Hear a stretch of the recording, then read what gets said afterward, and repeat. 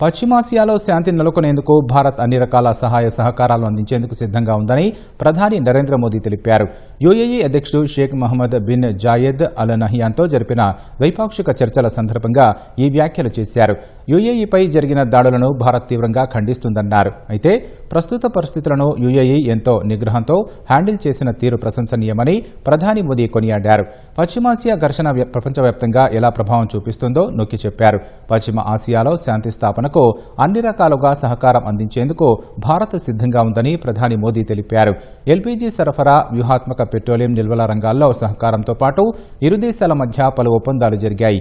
భారత్లో మౌలిక సదుపాయాల రంగంలో $5 బిలియన్ పెట్టుబడి పెట్టనున్నట్లు యుఏఈ ప్రకటించింది. అంతకుముందు 5 దేశాల పర్యటనలో భాగంగా అబుదాబి చేరుకున్న ప్రధాని మోదీకి ఘన స్వాగతం లభించింది. యుఏఈ అధ్యక్షుడు నహ్యాన్ స్వయంగా అబుదాబి విమానాశ్రయానికి వెళ్లి స్వాగతం పలికారు. అక్కడి సైన్యం నుంచి ప్రధాని మోదీ గౌరవ వందనం స్వీకరించారు. విమానాశ్రయానికి వచ్చి తనకు స్వాగతం పలికిన యుఏఈ అధ్యక్షుడు నహ్యాన్కు ప్రధాని మోదీ కృతజ్ఞతలు తెలిపారు.